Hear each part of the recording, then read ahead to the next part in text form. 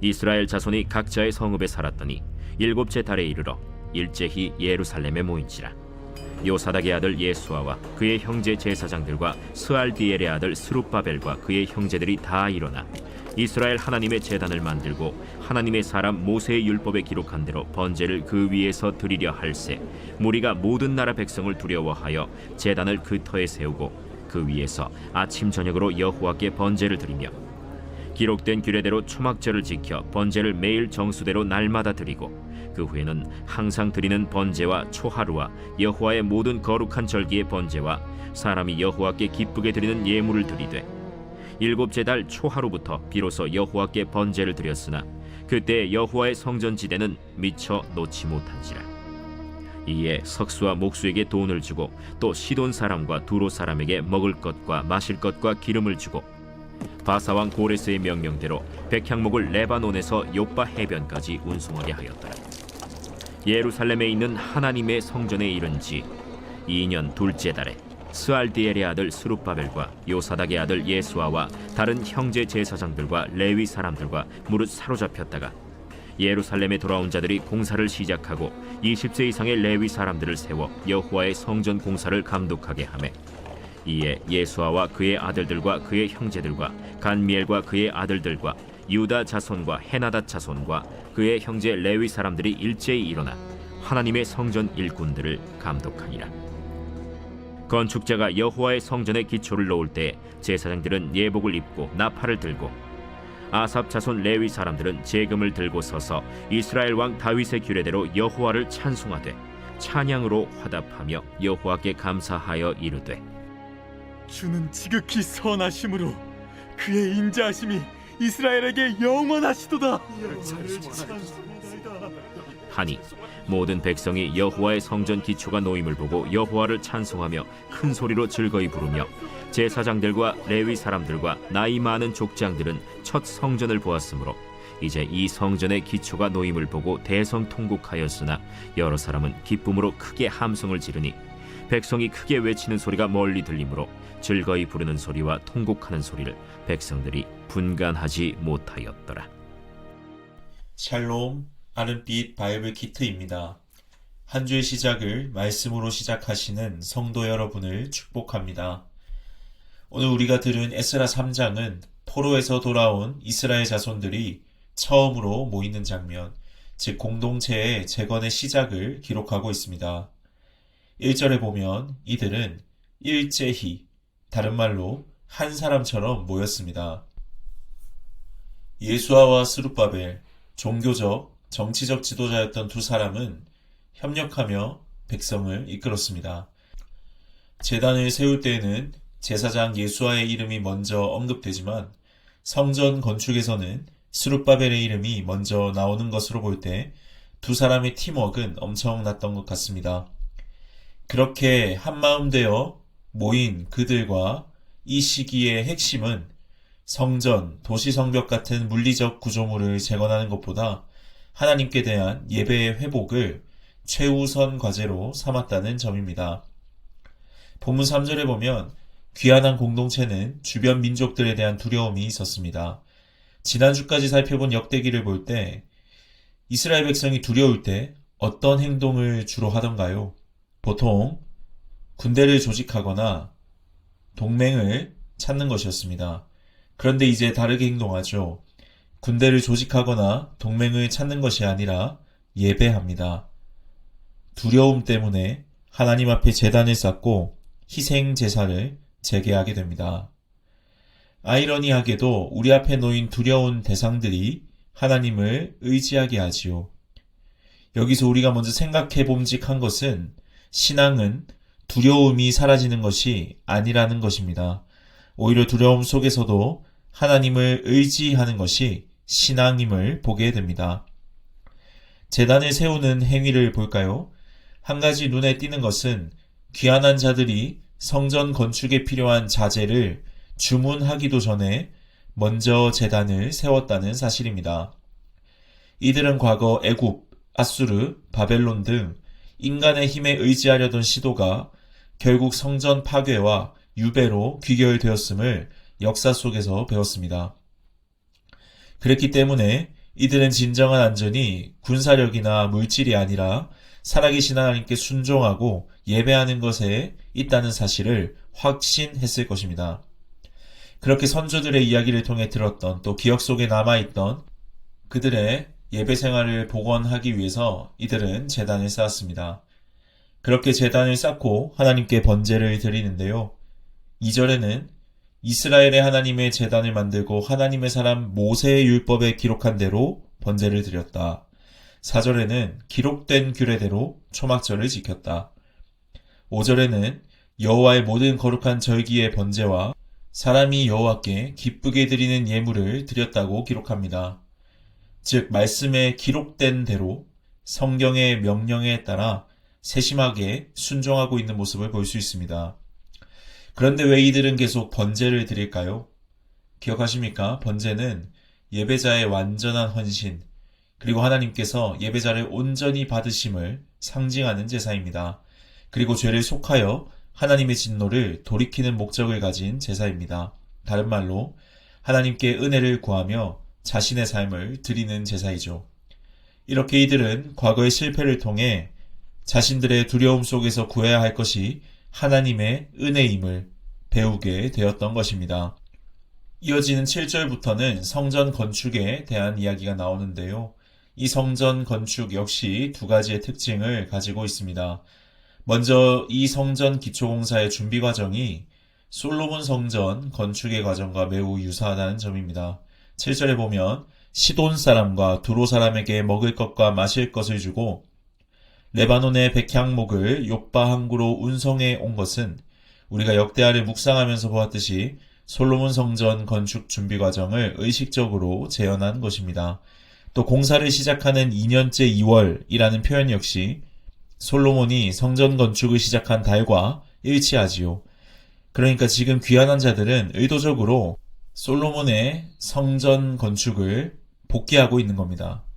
성전을 짓는 중에도 20세 이상 레위인들이 성전 공사를 감독하는데요. 한 마음으로 일제히 성전 건축을 감독한다는 것은 이 공사가 얼마나 말씀에 따라 체계적이고 세심한 주의 속에서 진행되고 있는지를 보여주지요. 성전을 다 지은 후에 이들이 불렀던 찬양을 보시겠습니까? 11절에 보면 이들은 주는 지극히 선하심으로 그의 인자하심이 이스라엘에게 영원하시도다 라고 고백하는데요. 이 찬양은 10절에서 다윗의 규례대로 부른 찬양이라고 소개합니다. 시편 106편이나 136편에 보면 이 표현들이 똑같이 등장합니다. 이렇게 이들은 협력하여 말씀대로 성전을 짓고 노래하고 있습니다. 그렇게 성전의 기초가 놓여진 후에 두 가지 반응이 대조되는데요. 젊은 세대와 귀한민 대다수는 큰 소리로 환호하며 하나님을 찬양합니다. 그러나 과거 솔로몬 성전의 웅장함을 직접 보았던 나이든 제사장들과 레위인 그리고 족장들은 그 초라한 규모에 대성통곡합니다. 이 눈물은 단순히 과거에 대한 향수가 아닙니다. 죄의 결과로 모든 것을 잃고 회복이 예언된 영광에 아직 미치지 못한다는 현실을 직시한 데서 오는 실망감과 슬픔입니다. 여러분, 솔직히 그들의 회복은 완전하지 않았습니다. 성전은 작고 도시는 허물어졌고 눈물은 남아있었고 죄의 흔적도 남아있었습니다. 이미 시작되었지만 아직 완성되지 않았습니다. 그런데 이 일이 일어난 이후 하나님께서는 학개 선지자를 통해 이렇게 이스라엘에게 용기를 주십니다. 학개 2장 3절과 4절입니다. 너희 가운데에 남아있는 자 중에서 이 성전의 이전 영광을 본 자가 누구냐? 이제 이것이 너희에게 어떻게 보이느냐? 이것이 너희 눈에 보잘것없지 아니하냐? 그러나 여호와가 이르노라. 스룹바벨아, 스스로 굳세게 할지어다. 여호사닥의 아들 대제사장 여호수아야, 스스로 굳세게 할지어다. 여호와의 말이니라. 이 땅 모든 백성아, 스스로 굳세게 하여 일할지어다. 내가 너희와 함께하노라. 만군의 여호와의 말이니라. 하나님께서는 지금 학개 선지자를 통해 이 실망과 슬픔, 이 패배주의적 사고가 반드시 그들이 도전하고 넘어서야 하는 것이라고 말씀하십니다. 하나님 분명히 말씀하십니다. 스스로 굳세게 할지어다. 그런데 그들이 그렇게 굳세게 할 수 있는 힘이 어디서 나옵니까? 4절 후반부에 내가 너희와 함께 하노라. 여러분, 지금 이 시기도 마찬가지입니다. 지금 우리가 살아가는 이 시기는 이미 그리스도의 나라가 시작되었지만 아직 모든 영광을 보지 못한 시대입니다. 그 속에서 우리는 때론 환호하고 때론 절망하며 살아가죠. 오늘 본문도 그렇지 않습니까? 포로 귀환은 하나님의 약속이 성취되는 임의의 순간인 동시에 모든 예언이 완전히 실현되지는 않은 아직의 상태임을 보여주고 있습니다. 그러나 하나님은 무너지고 초라한 성전의 기초를 보고도 이렇게 말씀하십니다. 내가 너희와 함께한다. 건물이 아니라, 조건이 아니라, 완벽함이 아니라 내가 너희와 함께한다 말입니다. 그리고 수백 년의 시간이 지나 하나님은 또 다른 성전의 기초를 놓으셨습니다. 사도행전 4장 10절과 11절은 이렇게 이야기합니다. 너희와 모든 이스라엘 백성들은 알라. 너희가 십자가에 못 박고 하나님이 죽은 자 가운데서 살리신 나사렛 예수 그리스도의 이름으로 이 사람이 건강하게 되어 너희 앞에 섰느니라. 이 예수는 너희 건축자들의 버린 돌로서 집 모퉁이의 머릿돌이 되었느니라. 기억하십니까?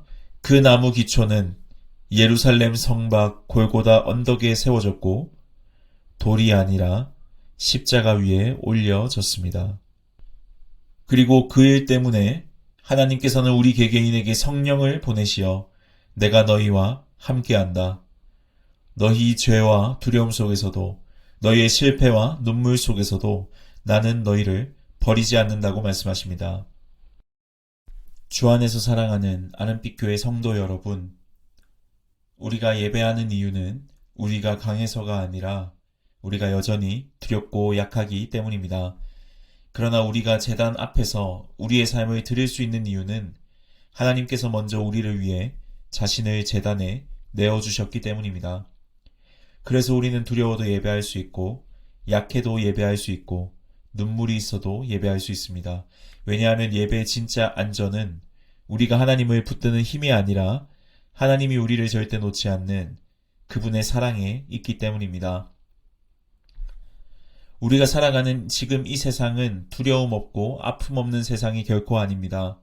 오히려 두려움 가득하고 어려운 일 가득한 세상이지요. 그러나 그 두려움 속에서도 함께 하시는 하나님을 믿고 굳세게 살아갈 때 그 두려움 속에서도 하나님 앞에 우리의 삶을 드리고 하나님 앞에 모든 죄를 자복하며 스스로 성결하게 할 때 우리는 이 땅에서 도태될까 두려워하는 어려운 마음을 벗고 이 땅에서 하늘을 살아갈 수 있게 될 것입니다.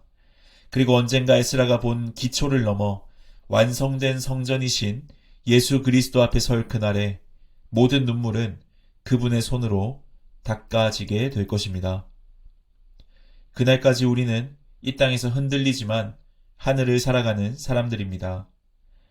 여러분, 오늘 하루 흔들려도 하늘을 살아가시길 소망합니다. 눈물과 함성이 뒤섞인 삶 속에서도 마음을 굳세게 하여 다시 일어나시길 소망합니다. 오늘 성도님들의 걸음마다 함께 하시는 주의 위로와 승리가 늘 함께 하시길 축복합니다. 다 함께 기도하겠습니다. 사랑의 하나님, 오늘도 두려움과 약함 가운데 흔들리는 우리를 불러 예배하게 하시니 감사합니다. 우리가 강해서가 아니라 우리가 여전히 연약하고 부족하고 두렵기 때문에 하나님 앞에 나아갑니다. 에스라 시대 백성들이 먼저 제단을 쌓고 주님의 은혜를 구했던 것처럼 우리의 삶에도 예배의 자리를 다시 세우게 하여 주옵소서. 완전하지 않아도 죄의 흔적이 우리를 괴롭혀도 내가 너희와 함께한다 말씀하신 주님을 믿고 굳세게 일어서게 하옵소서.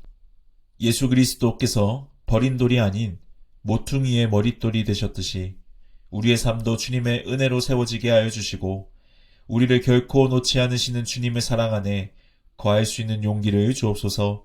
오늘 하루 흔들려도 하늘을 살아가는 사람으로 걸어가게 하시고 우리의 예배와 우리의 눈물 위에 주님의 위로와 승리를 더하여 주옵소서. 예수님의 이름으로 기도합니다. 아멘.